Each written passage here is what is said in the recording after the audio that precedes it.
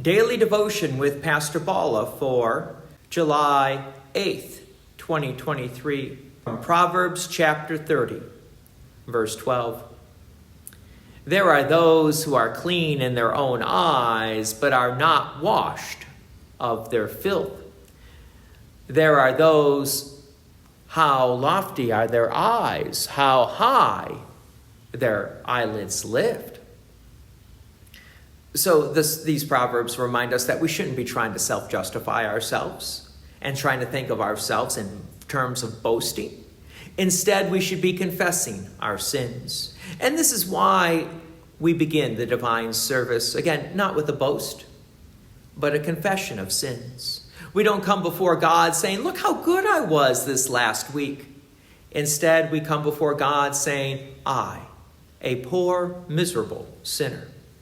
Verse 14, there are those whose teeth are swords, whose fangs are knives, to devour the poor from off the earth, the needy from among mankind. This fourth section are dealing with people who devour the poor. It isn't a physical devouring like cannibalism, but it's taking advantage of the poor. Remember, God pays attention to the poor besides the widows and the orphans.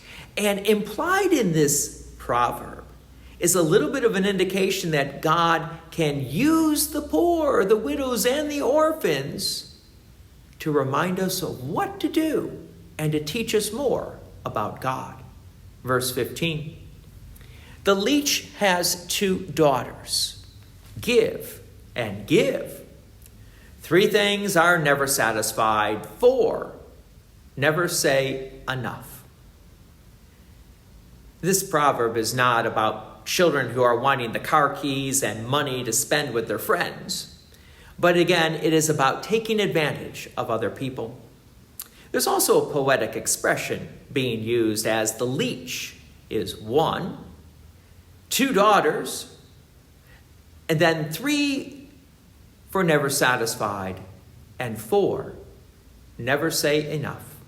Bottom line is the leech, the consumer, will continue to consume and consume and consume and never stop being a consumer. That is a leech.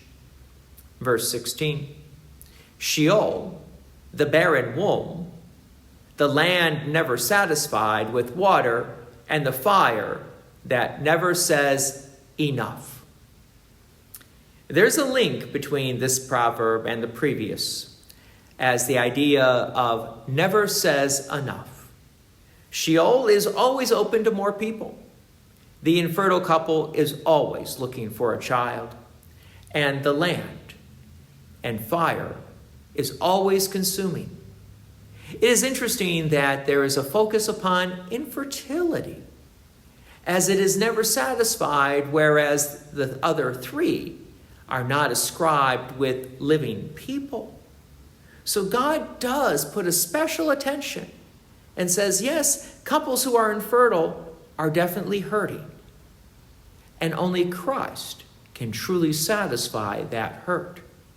Verse 17, the eye that mocks a father and scorns to obey a mother will be picked out by the ravens of the valley and eaten by the vultures. This is another poetic expression focusing upon those who mock their parents. The Bible expects us to honor our father and mother, that they may live long upon the earth. And it's the only commandment with a promise attached to it, that it may go well with us. So when the promise is broken, as the proverb says, there's actually a gross poetic expression. God's peace and many blessings be with you, and thank you for listening. And please take an opportunity to share this message with others.